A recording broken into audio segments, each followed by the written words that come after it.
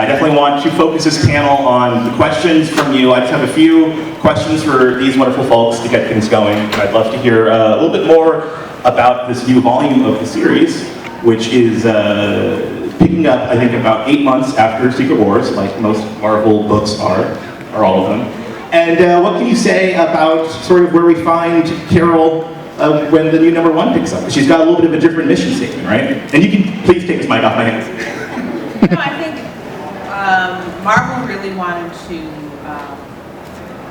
clarify what her mission statement was and sort of where she fits within the Marvel universe, which I think is a kind of a fun and sort of important thing to do when you're looking at all the pieces of the Marvel universe. So one of the things that they had a lot of big ideas that they presented to us that was, you know, they wanted her on space station.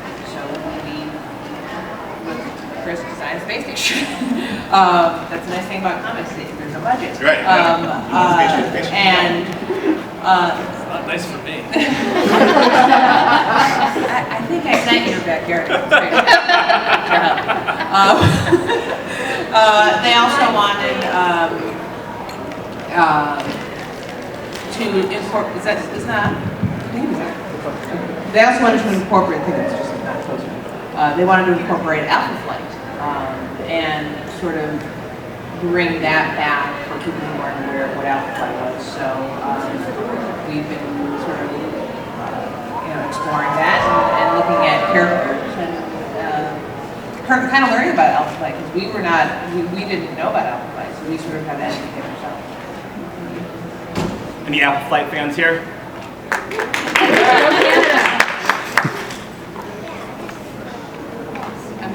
I think one of the things that's exciting about the space station is that Carol's starting to be this Earth's first defense. As being as powerful as she is in the Marvel universe, her on the space station with Alpha Flight, sort of, where you have Guardians of the Galaxy out in the galaxy, she's out above Earth. And Avengers are on Earth, protecting Earth, so she's sort of the first line of defense on the space station, was the Marvel season. And Chris, what can you say about some of the visual additions and tweaks that you're bringing? Because I know the costume's a little different, and also I think we've settled her hair is short. Yes, I cut her hair. That was when Sana called me, the editor Sana. The first thing that we talked about was a new costume and the haircut. I demanded the haircut. I wasn't going to take the gig without the haircut. Partly because just all the old hair was just all over the place, and no one could figure it out. So Sana and I really wanted to nail down the hair, just that way so there's a consistent look amongst all the books. And I preferred the sort of butch haircut that she first appeared in on the Ed McGuinness cover, and I never liked the fact that it went back to being long, because it's like, I just kind of felt stagnant to me. So, plus we wanted to kind of play the military side of her, and she wanted to keep this thing clean and easy to manage. So the first thing I did was cut hair. We actually went through a few rounds with the haircut. That took a little bit. And then I had to design all of Alpha Flight. So basically, I think there was a press release early on where they said no more sword, and I think people were kind of panicky about that. That's not the case. It's just sword is now Alpha Flight, and it incorporates Alpha Flight. So we had to find that balance of kind of using the iconography of Alpha Flight and sword and combine it together into sort of this new space power, as well as I think we talked about it before, but as well as give Abigail Brand a new costume. And that was a lot of fun because Abigail Brand's great. Yes. And Tara and Michelle, I'm going to ask you both a question that you've probably been asked both, in interviews and elsewhere, maybe 100 times at this point. But perhaps, the crowd, may have not heard the answer, may be interested. But obviously, you're known for working together in television. This is the first comic book you're working on together. I'm interested to hear a little bit about that transition and moving into a different medium, and still obviously being close collaborators. It's been a very fun learning curve, but it has been a learning curve. Because as much as a comic book script is shorter than a television script, it's a completely different sort of, well, not completely different, but it's a very different sort of storytelling. One of the first things we did was when we're like, okay, we'll break the episode, which we keep calling it an episode instead of an issue. And Chris Dingus, who is an executive producer on Agent Carter, and he also is a comic book writer. He wrote Manifest Destiny. He looked at our board that we had and he's like, yeah, you have too much story.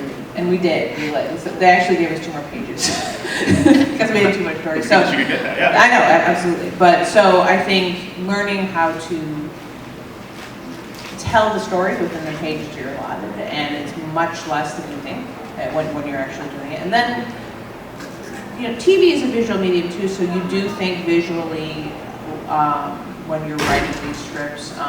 But thinking in panels versus thinking in sort of completed scenes was a new thing, but it actually was our biggest problem, which Chris can attest to, is we had too many panels on a page, and so it's sort of like, well, how do we tell the same story beat without kind of filling the page up? Because we wanted to leave room for the art. So that was, it's a very interesting sort of ongoing learning process. I love writing Carol as a character, and the character that Kelly Sue sort of created so is in our wheelhouse, and is so like that sort of smart, sarcastic, funny,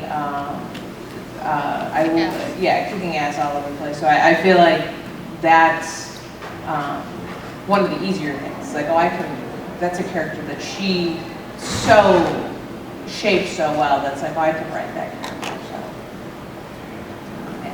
No, I'd say the hardest thing has been for us, also the medium itself and wanting it to do well, or wanting us to do well at it, is learning of like when you have something on a page, turning a page, how that is a different reveal. You're revealing something and taking advantage of that, and you know, it's been a fun learning process. I mean, we've been doing television for so long. It was a great way for us to rethink about telling a story. Yeah, no, it's always interesting to hear because so many people have made that transition. It's always a different experience, obviously. And you know, you mentioned obviously Kelly Sue DeConnick so closely associated with this version of Carol Danvers.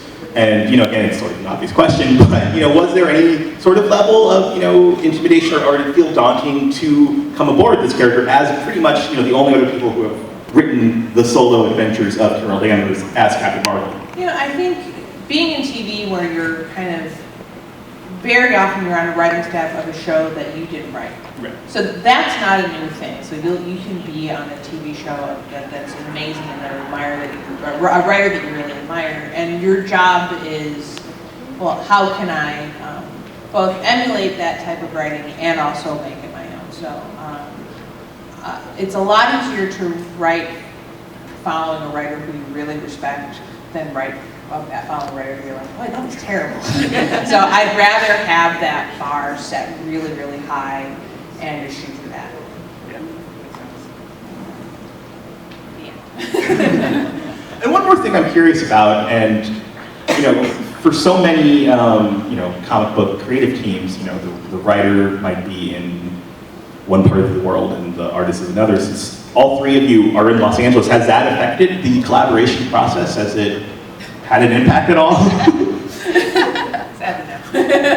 But you're here together now. Yes. Excellent. I think that's about all that I wanted to ask, but I certainly want to get questions from this great audience. Who has a question for the team? Yes? So with the exception of her run in Starjammers and just very recently, Carol's been a major part of like Avengers, particularly being like Earthbound. So 2 parts. Why was the decision made to make her more cosmic, and are we still going to see her involved with the Avengers a lot?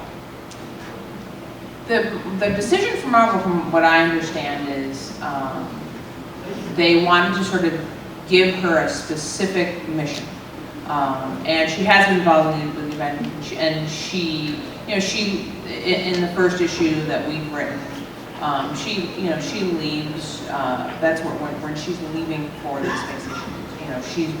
She's there with the Avengers. So I just think that they really wanted to kind of give her her own,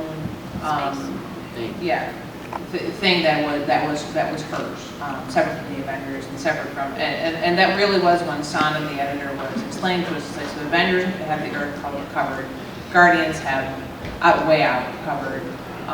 What is Captain Marvel? So I think that was very much them wanting to give her a real specific mission statement, which I kind of like. I think it's a good idea. And she's still going to be in other books. So it's, I mean, my understanding was that she would still be in appearances in some of these other. So I don't think she's solely taken on it. That's my understanding. I think that's a safe assumption. Yes, right there. What villains are we going to see? Anybody familiar? And would Carol be the person that reminded Galactus when he came to Earth, you already been by here and we already told you no? Is that We got our talking points. Yeah. I don't think, You're not allowed to I don't say. think we're allowed to say. There will be, yeah, it is Marvel, I know. But sort of good guys, bad guys, there will be people who are familiar. So can we like do the I can name some things and you can, all the president's men, all the I president's feel men. like you won't get it. You can certainly try. Gonna see some scrolls. I want to draw them. What about Thanos? I feel like we can't. Yes, all right, man. But that just means there's lots of potential.